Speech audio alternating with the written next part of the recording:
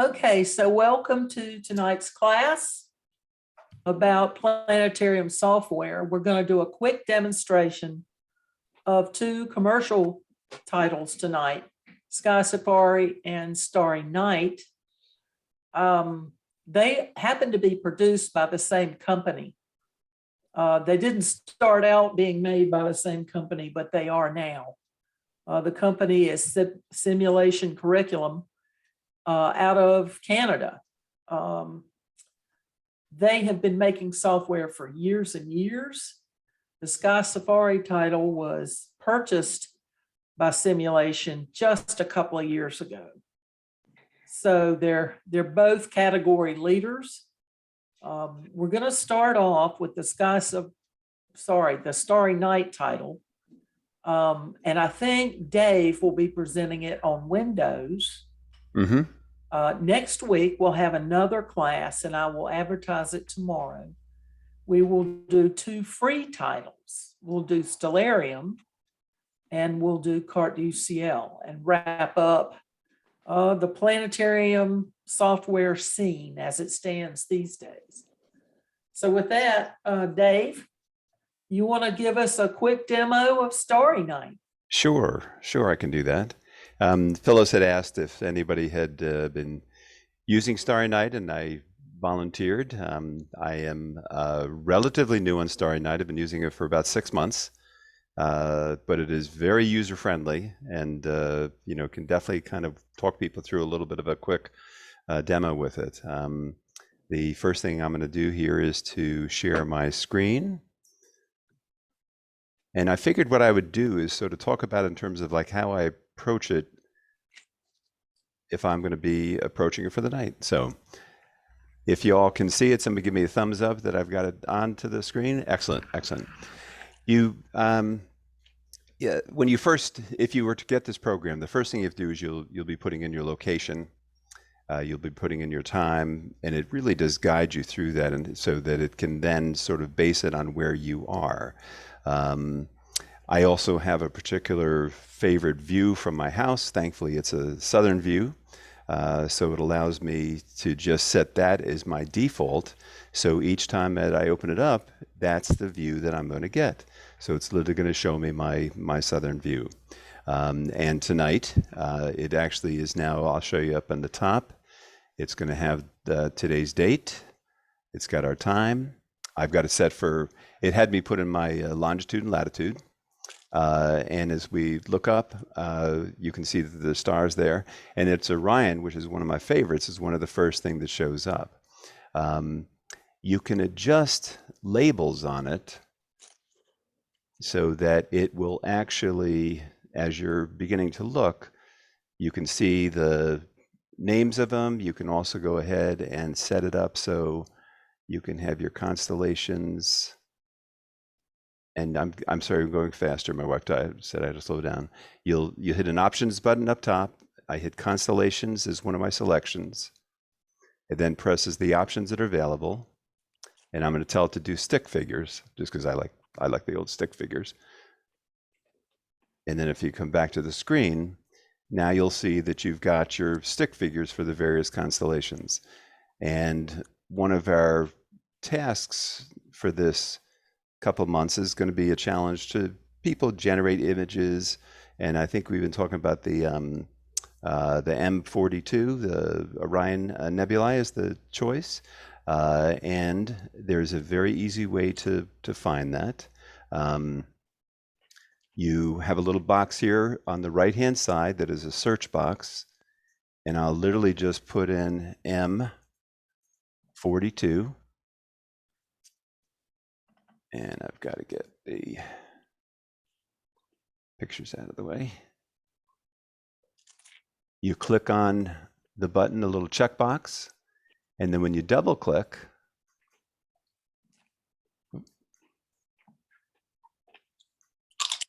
no, it's not.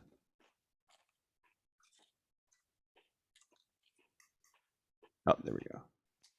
You can decide whether you want to just show some information on it.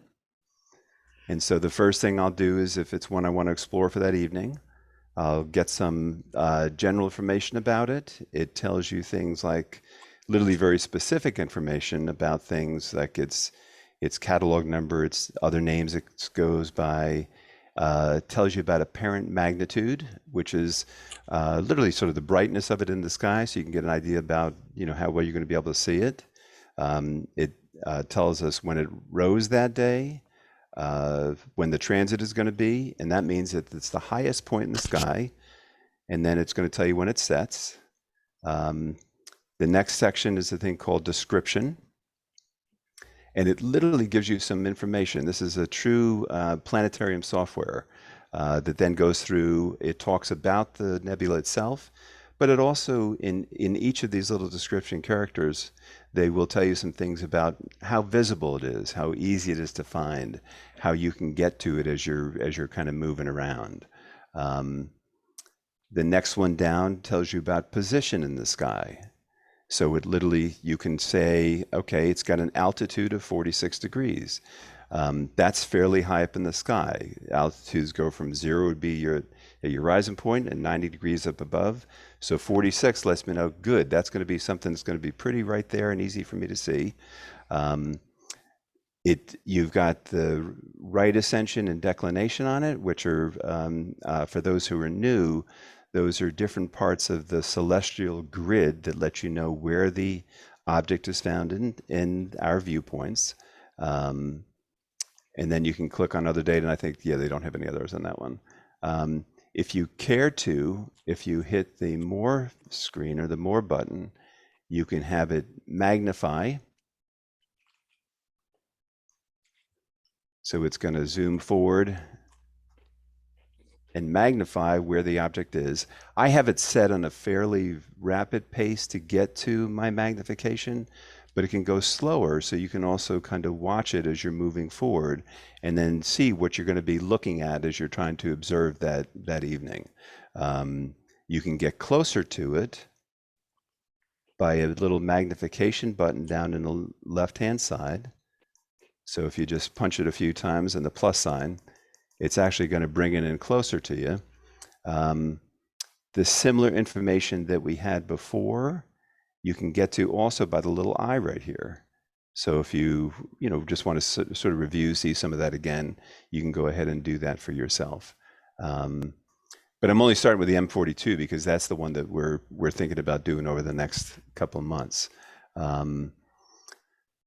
With the software, I started and would recommend anybody who's going to purchase this particular package with the Sky Guide on the left-hand side. It literally pops up as you first enter the software program. There's a welcome tour that tells you all about the software itself. A very cool feature is the next one is the Sky Calendar. And when you click on the Sky Calendar, literally just a simple click, it will tell you kind of what's happening that day or the next day.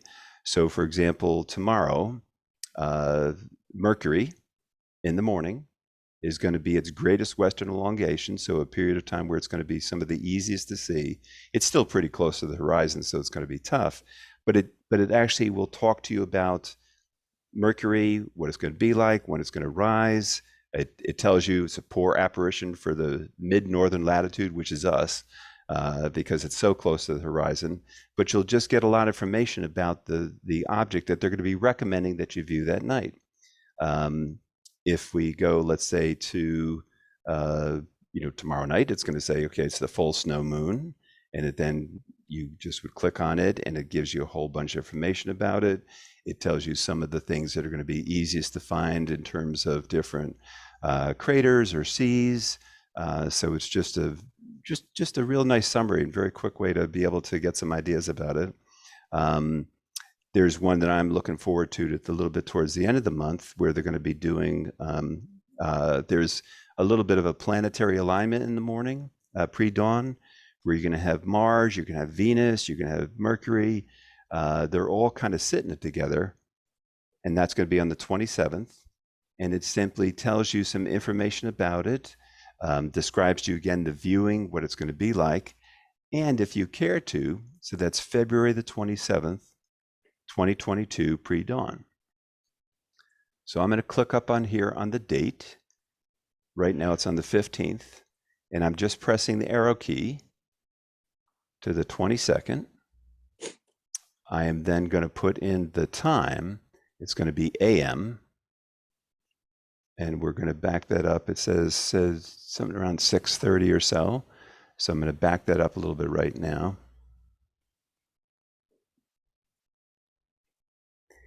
And I don't have any of the labels on, so I'm going to put those on for now. Again, click on the labels. This time I'm going to click planets and moons.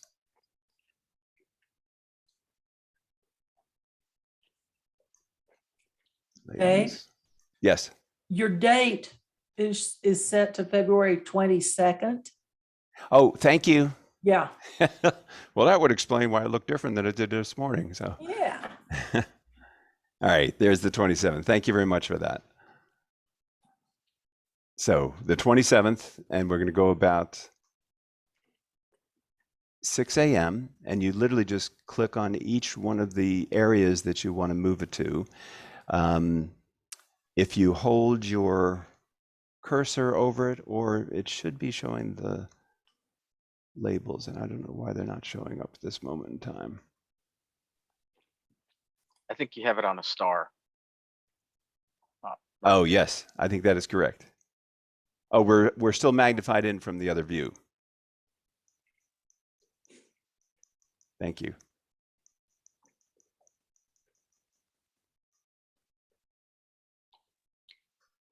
All right, that's exactly what happened.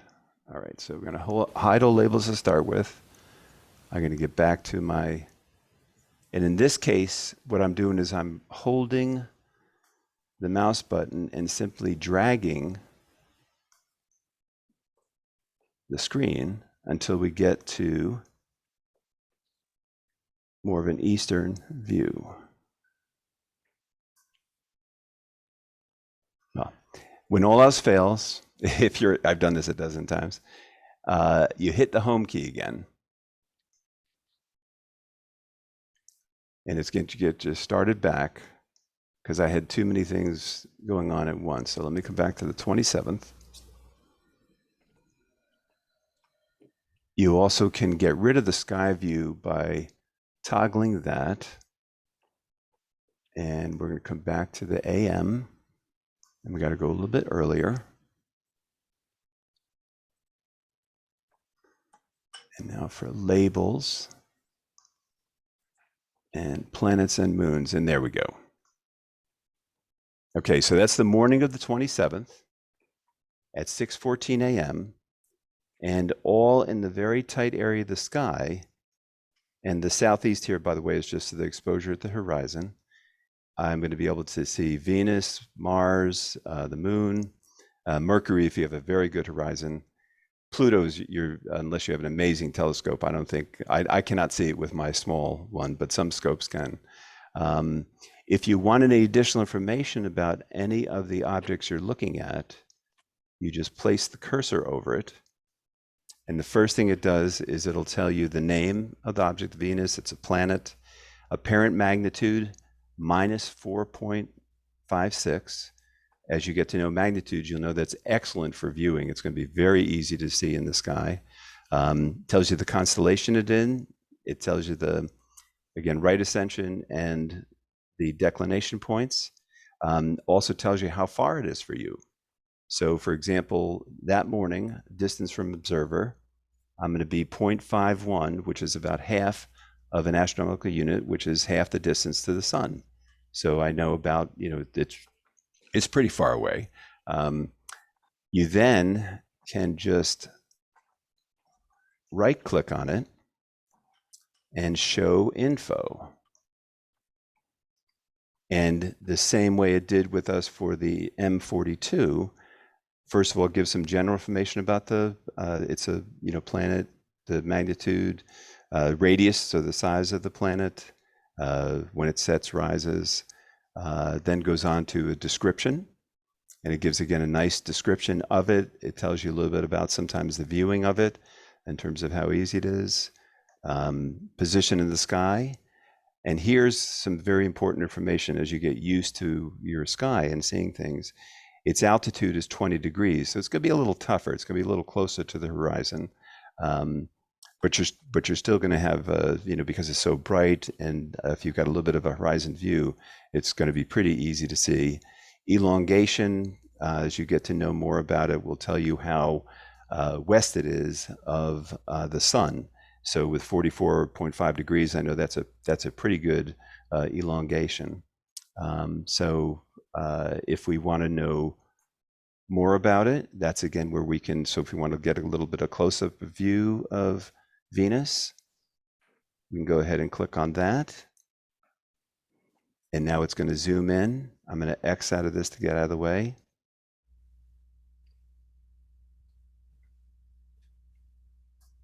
And it's literally going to show you what Venus is going to be looking like that morning. Now, with our telescopes, we're typically not going to see the colors, and it's so bright they're going to be washed out. But you at least get an idea about kind of what it's going to look like. There are, I can already tell I'm getting close to my time. Only thing I can say is that, as I said, by pressing here, which is a little Planetarium sky guide, it brings up the sky guide. And there's a number of different features on it, literally one called First Night Out. So if you're brand new to it, it's going to help you understand what to find in the sky, where to find it to the sky. It talks about our solar system with many things about the objects in the solar system. You can then look at the stars and exoplanets, and then you go beyond. So you can look at the galaxies. There's also two separate books that come with it. One is just the guide, which I do recommend reading if you purchase it, because it's just got a ton of information in it. But it also has a companion book, which for beginning astronomers just goes, it's just a very nice summary of a lot of different things about the sky, universe, and in a very helpful way talks about even some things about the telescopes. So it's a truly, I think when they call it, I noticed that Phyllis's topic of the Planetarium software, it truly is one that is more of a, you know, Planetarium as well, that is trying to help you understand a lot of things about it. So it's hard to summarize in 15 minutes all the things about this puppy, but I would just, it came with my scope. The version that I have is the complete space, complete space and astronomy program that is sort of the beginner's version. I think if you were to purchase by itself, as somewhere in the $50 range, but they've got many different parts of it, including things that'll guide your scope. And it is one of the more expensive ones once you get up to the upper end of it. But the beginners or this version of it is relatively inexpensive. So, well, I'm going to stop there. Were there any questions? I know that was a lot, and I couldn't think too much about how to sort of present so much about it in such a short period of time.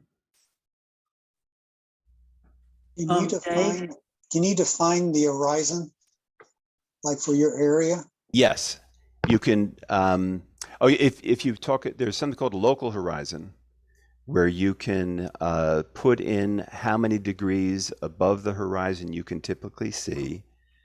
On the pricier versions, you can actually put in your own horizon. You can, there's a way to implement that and to put that in. But on the less expensive versions, or the one I have, for example, you have to get a little bit more used to your what your altitude is, what you're going to be able to see above, like, let's say, the neighbor's house, a tree that's off in your eastern horizon, you know, something that blocks you in your western horizon. So you've got to get a little bit used to sort of that piece of it. You can definitely make, like mine happens to be the southern view is my best. You can choose which horizon or which area is your best, and you can actually adjust that. So short answer is to some extent you can, but you can't put your own literally in there. So. It'd be kind of cool to find the horizon for big woods and how woods for our area for these tools. a friend of mine has indeed done some of the stuff with the more advanced programs where around his house, he's put in his own horizon. He can see what he's going to see that night in terms of what's going to be available. I have to do it more from sort of knowing my horizon right now, knowing the the altitude, those kind of things, so I can get a guess about where it is. But you can definitely put in Big Woods coordinates. It's not going to be that much difference, except for the horizon piece. Obviously, that's going to be a lot different. So.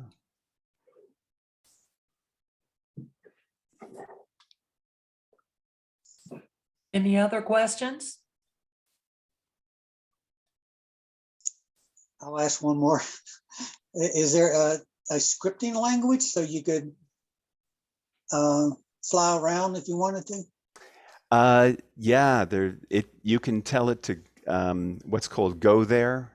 So let's say you've got Venus on your screen.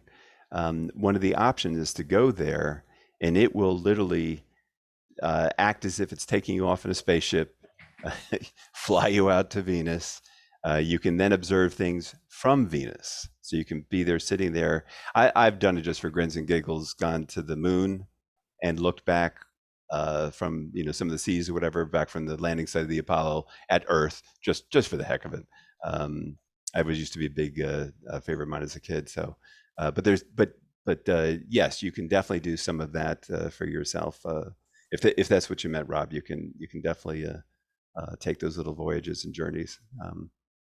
So something to play with. Oh, as I said, I'm just 6 months into it. I usually use it to pick out what I'm going to watch that night. There's also, I should, last thing, and then I'll turn over to Mike. There's a thing that says, what's new? And each night it shows up on your screen, sort of what it's recommending that you try to see that night. So it'll just make a suggestion for you. And if you wanted to, you have telescopes. There's a telescope control capacity that allows you then to, for, again, the more expensive versions, if you've got all the equipment set up, we'll send your scope out there for you too. But I'm more of a hands-on guy with my old style dials and those things. So.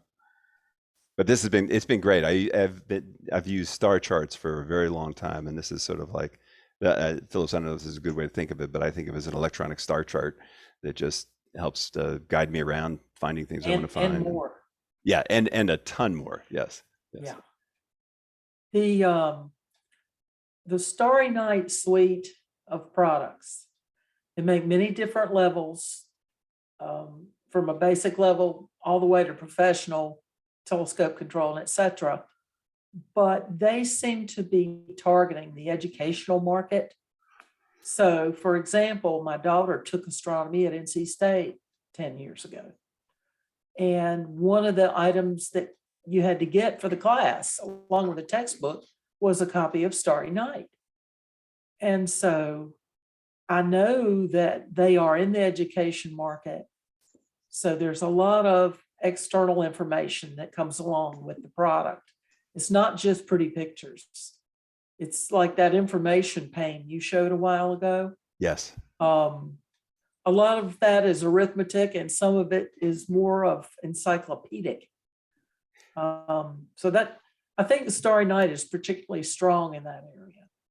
Yeah. Some of the others a little less so, but Starry Night is rather demanding of your hardware. The beautiful graphics require good graphics support. And that's the only ding that I can think of.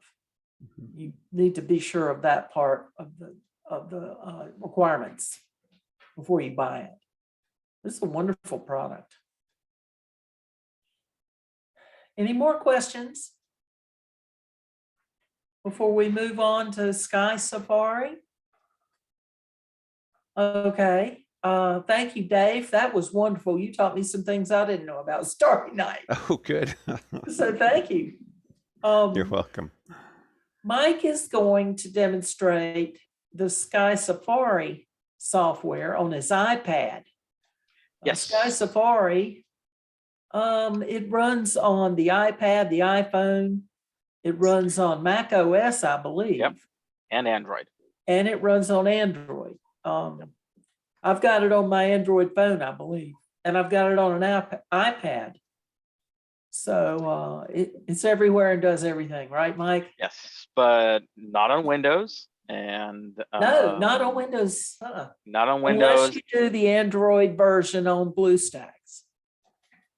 Yeah, what you said. Yeah, that. Anyway, so that's So yeah. nonsense. Go ahead, Mike. Show us Yep. what you have. So I'm controlling it. So this will be the iPad version. Again, I had no idea that they were both made by the same company, Starry Night and SkySafari. So it's very, very similar with, and again, the same sort of concept. You're given kind of this virtual view of your sky where you are. You can see in the upper top left corner, I've got it set for my location. You can set up all different sites if you want. So if I wanted to see what it was like at Big Woods, or if I'm planning on going to check out a someplace, let's say in West Virginia, and I want to see what, in other words, what's the lowest set of stars that I can see, given the fact I've gone up in latitude. So you can, again, virtualize the sky from anywhere on Earth using this software. So one of the things that I do is, this is kind of blank, again, very similar. I can go into the settings, and you can see the toolbar down below.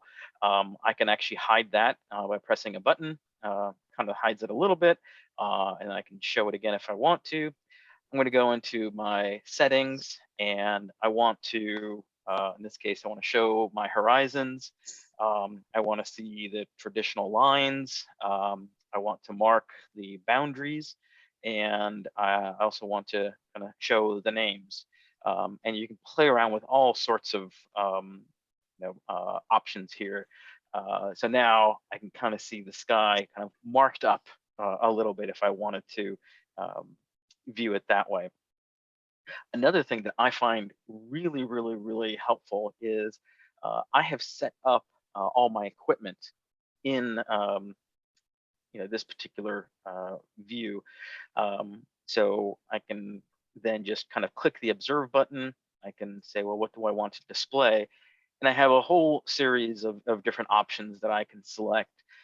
So in this case, my default is my 11-inch scope with the camera and a reducer. But if I also wanted to, at the same time, look at my refractor with the reducer, I can turn. All right, come on, let me turn it on. There we go. And then click on done. And now you can see where, as I zoom in, and all I'm doing is I'm just pinching to do that, and they're labeled, I can now see what my field of view is. The first square, and it's labeled, is the first telescope, the 11-inch, and then I've got my refractor. So I can start to play around with, if I want to image something, am I going to be able to fit it on the sensor?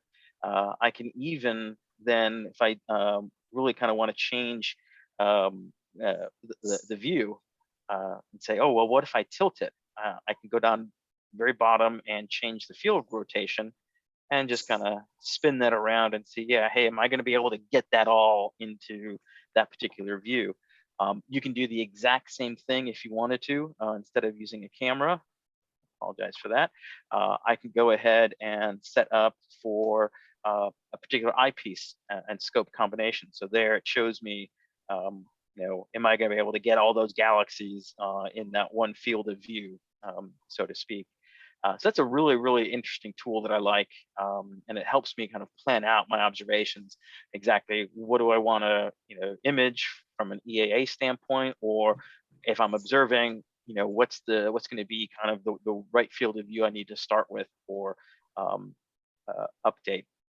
A lot of very similar features as well that we've got that was also listed in Starry Night. So right now I've just selected the moon.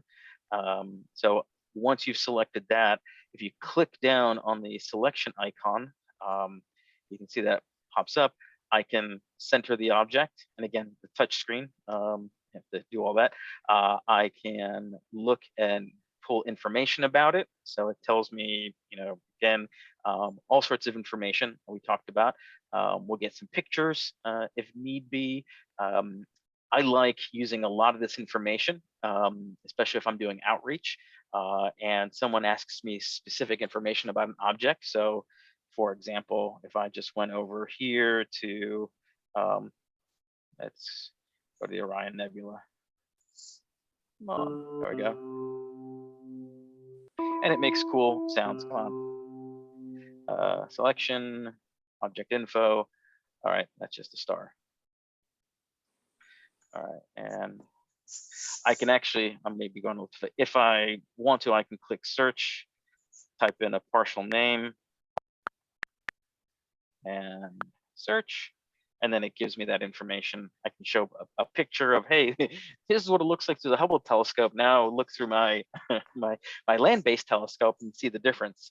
At that point, I can center the object and do things like that. So again, very interactive. You can also set it up so it uses your device's built-in inclinometer and compass. So for example, I'm just going to click on that down below, and now I'm just going to tilt it, and as I move my iPad, it kind of scrolls around the different constellations, and I'll make everyone dizzy by turning that with such a zoomed in view. So it does help. It helps you locate things in the sky. So if you're outside and want to figure out, okay, exactly where should I be looking, this will help you. And in compass mode, if I wanted to, let's say, search for M42, so we'll do that.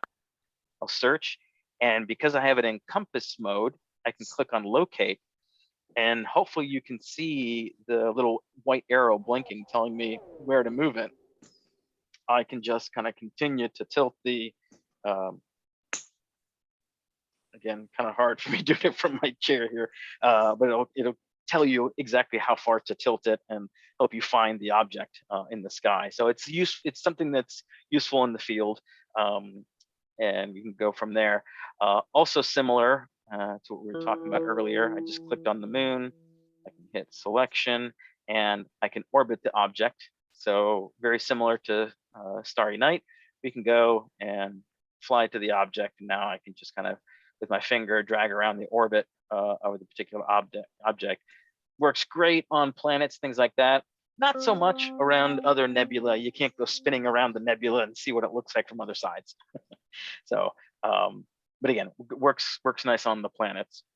And then once you're done spinning around, you just click on the little globe right above the time, and now we kind of go back to the Earth, or and there we go. We also had a question earlier about the horizons. So with this version, and this is the I guess the plus version, not the pro. The difference being, I think this one maybe $9 sometimes, or $9.99. Sometimes it's on sale for $7.99, and the pro version is $49. Both of them will allow you to control your scope. I don't really know the difference. I think it's the database that's available in each is what actually drives the difference, more objects and things like that. But I can go to my horizon and sky option and scroll down. So I've created that that horizon myself, and I imported it. That's a tricky process, by the way, not as intuitive as you would hope it would be. And it does involve using, getting the file and then either using your iCloud or or what do you call it, the synchronization software, which I can't off the top of my head remember what it's called. But yeah, so now you can see I just kind of selected that. So here's my lovely horizon at home with all my neighbors' trees. But you can see I can actually, figure out what's available for my front yard depending upon the horizon. And I can change that if I've got the big woods horizon somewhere, etc. So you can load that. And it's as simple as it's a file that basically says, here's the cardinal direction. So it could be 0 and then 5 and 10 and 15, and you can set it up in those increments. And then you just tell it, oh, I'm blocked at, at 30, I'm blocked at 32, I'm blocked at, 42 degrees and so forth. So you can do that, or there are programs that will use your camera in your device and allow you to map it. So you don't have to actually go and measure every, increment. So that's this component. Again, I find it very useful that you can update what the equipment that you're using. If I wanted to zoom in, I did this when we were doing the conjunction back in December of 2020, but you can use these really interesting feature or options. I'm going to try and get a Capella here. All right, come on. There we go. And then I can actually do some measurements. So if I wanted to look at that, sorry, selection, wrong button. I can then, just say, okay, from there to that particular star, how far is it? So in this case, it's 25 minutes, 12.3 seconds from Capella. So that would be my field of view. So when we were trying to figure out how close Saturn was going to be in the eyepiece compared to everything else, again, it's an easy way to do some of those measurements. There are a ton of options, very much like what Dave was talking about. When you use the search, you can click on tonight's best, and every night you'll see, kind of, hey, what's going on. This will tell you, it'll give you an alarm every time that the space station is going overhead if you want, or the Hubble telescope is flying overhead. So you can do a lot of that, and it even has an option to do logging of observations or do some planning. I haven't really gone through that process to figure out what you can do and can't do, but it is possible. Although I can imagine exporting it might be a little tricky, at least when you're using an iOS device. But again, tons and tons of features, and again, you can change the time. You can, obviously you can change your site, you can change the time, what it's going to look like 2 months from now, what it looked like 100 years ago, et cetera, et cetera, et cetera. So that's it's a standard stuff for a typical planetarium software. Then of course, last but not least, even with this version, I can connect a telescope, and I've got it on a dummy version, but you can just kind of select it and tell it what you want to go to, and so forth. So it works. What's nice about this particular version is at least it will work with Celestron's Wi-Fi dongle or pretty much any sort of Wi-Fi device. So again, you can do telescope control with it, although I do not have Mike, experience with that. Yes. We have a question in the chat log. Yes. And I'm not quite sure what it means. Is there Tony? Is Tony out there? He's asking about connectivity. Do you need to be connected to the internet when you're using this? Yeah, How does it use the iPad at Big Woods? Do you hotspot to your iPhone? So your iPad enabled. Yeah. So with the at Big Woods, it'll I guess it will use GPS or whatever to figure out what it needs to. But if I want to connect to a telescope, I've never done it before, but I do know that the dongle that you plug into your mount, at least on the Celestron mounts, will create the hotspot for you, and then you connect your iPad to the network that your mount created, and that is what enables you to do the wireless control. Michael. Right. Michael. And you don't have to have internet access. You only need to have Wi-Fi access to your telescope if you want to use that go-to feature. It uses, iPad uses cell towers, even though it doesn't have a cellular module in it, it still uses cell towers for GPS, as a GPS chip. It'll give it its location. So I said that wrong. It's GPS-based location instead of cell tower-based location. It's not as accurate, but it's good enough.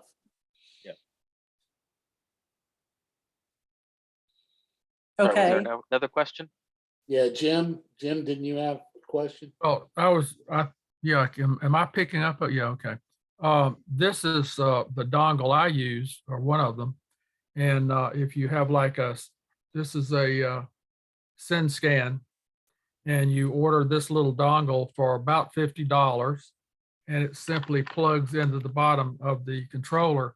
And then from that point on, you can see where you're pointed. Once you've aligned your telescope, you just pair them up Wi-Fi. And if you're using SkySafari, like I do on an Android phone, you just touch the screen and hit go to, and the scope goes. Yep. So for $50, that's a pretty good deal. And that works. And you don't have to be connected online to do that. Yeah. And I will say, at least what used to be, so Celestron used to market their own, Planetarium software.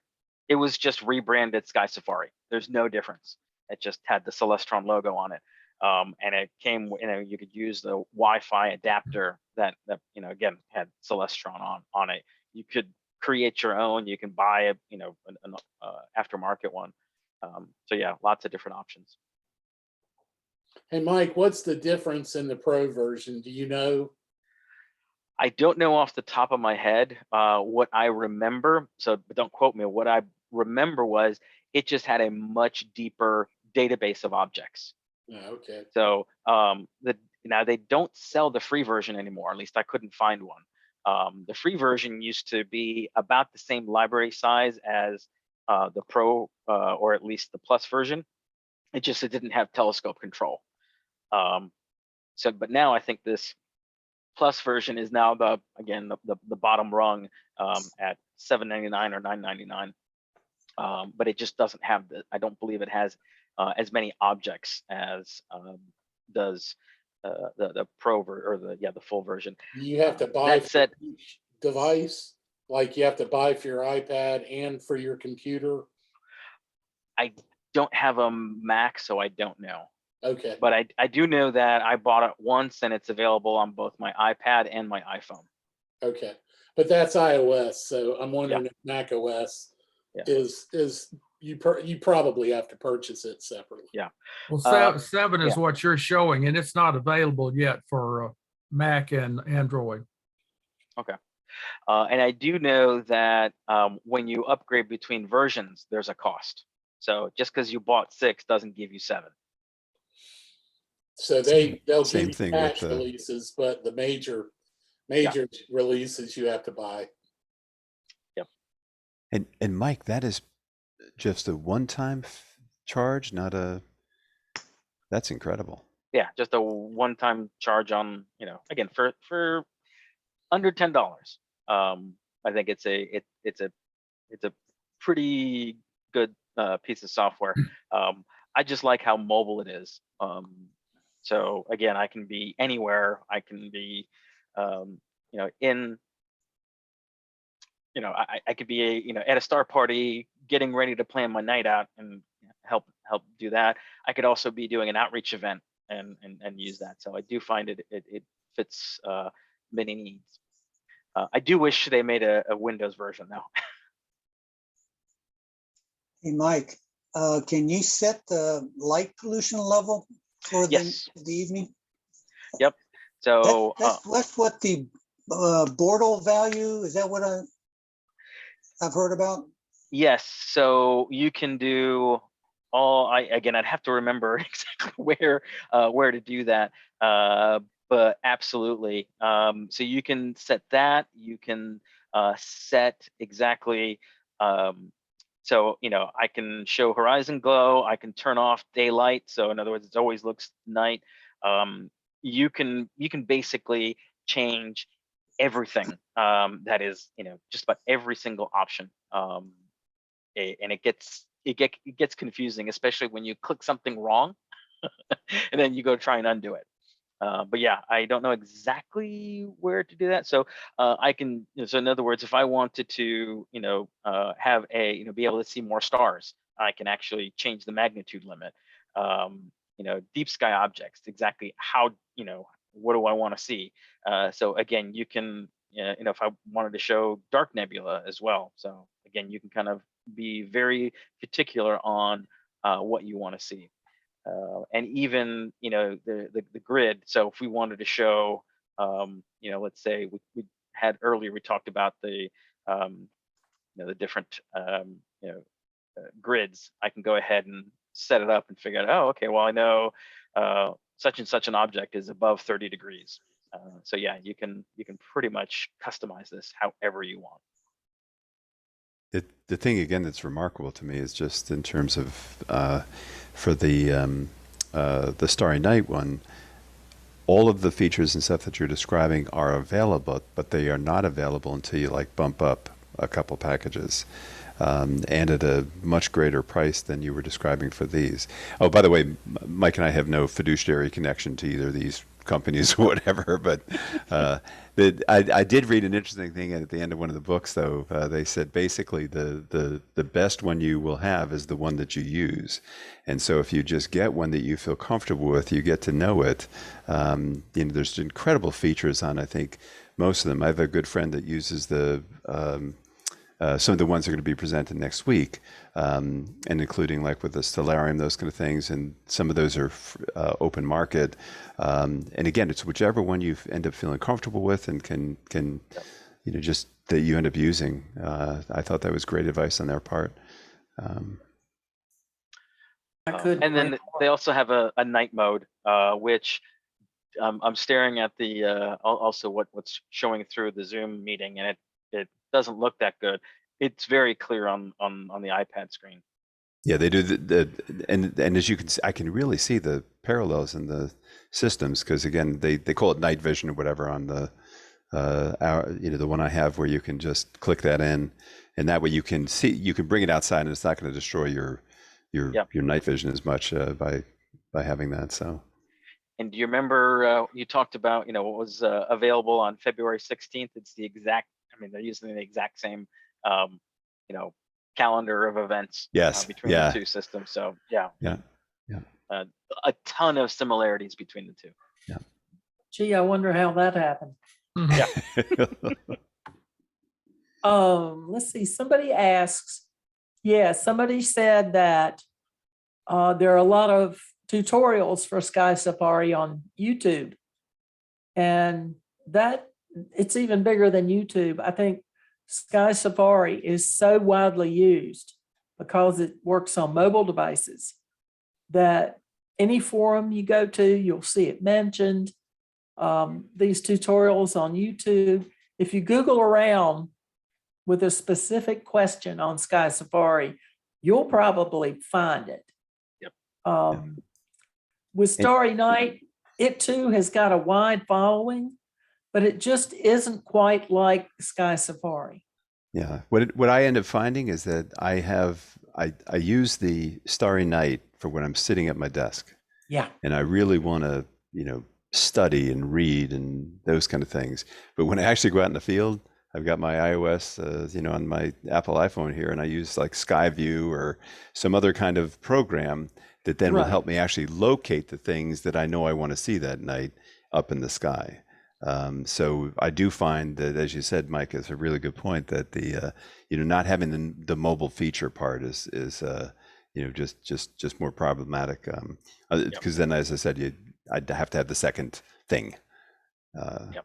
That's how I've been doing. I don't know what other folks do. So I think it originated on iOS. Isn't that right, Mike? SkySafari started on iOS. Yeah, so it runs on the mobile platform and then moved to the desktop. Yes. Yep. And it runs on the to run on the Mac and all those kind of things, whatever. But it's just the portable ones that, as you said, the iOSs or whatever that it won't do. Yeah. I will say I have not noticed any drag on the device itself when either on a iPhone or an iPad, in terms of really bad latency or any problems. So it seems to do well with that architecture. Of course, there are times where your compass just doesn't want to work just right, and you're off by like 5 or 10 degrees. You can just tell by it's like, oh, I'm showing it up. The moon says it's over there, but it's actually over there. So again, I think that's more the device itself. But again, I've never noticed it kind of slowing down or a problem using. If you're standing near your car or your telescope, that can throw your any big piece of metal will throw that Yes. gyroscope off, or that magnetic compass. Yep, absolutely. We have a question here. Is Jim Presley still out there? Yeah, I'm still here. We have a question about the Wi-Fi module you showed. Yeah. Can you tell us about it? It could be problematic. This is the one I held up first, and you see it's really quite small, and you just plug it into the hand controller of, in my case, it's Skywatcher. And it just instantly, then once you've done the little software hookup, I can control the telescope and just touch go to and the scope goes there. The other one is, this one has to have a separate power supply, and I use it with ServoCat. And they come from a place called Astro Gadgets, ASTROGADGETS, and they're in the Ukraine. And the guy I deal with is Alexander, and we got these years ago, and 4 or 5 of us have them, and they were like, back then they were 49, they might be 50 or a little more in shipping, I'm not sure. And I wasn't sure back then, years ago, whether to take a chance, but I did, and they work fine. Or so far, mine have worked fine. And there's nothing to it. You just plug it in, and you have a little IP address, and you put it into the software like SkySafari, and it recognizes it and it goes. And like with the latest version of SkySafari 6, if you enable it, I haven't bothered to do it. If you tip, you hold your phone level, and if you tip it, it'll move the scope in small increments. So you can actually control the scope with the phone. Just don't drop your phone by accident. Yeah, I don't know where the scope would go. Back to the Ukraine, I guess. Yeah. Does it? How is it on power as far as like loading on your battery? Because it's using Bluetooth for that, right? Yeah, but see, this one is getting the power directly from your. No, I mean on your phone. Oh, I haven't noticed any problem. Now, Yeah. I don't guess I've been out 7 or 8 hours on a nice cold night, so that would never happen. But it's never been a problem. Okay. And the power for the actual units, the Wi-Fi for them, is being taken out of the system you're using. So, yeah. Yeah, the Celestron version is called Sky Portal, but honestly, I think you're paying for the name and not necessarily for the technology. I think you are, for a reason that he sells one that is that version for Celestron, and it's $10 more than anybody else's. Yeah. So apparently he's having to pay Celestron to set it up for. Yeah, because I believe you can set up just about any, as long as you can set up a Wi-Fi network with the scope and have it, plug into the aux port. At least the way it's done, it's again no problem.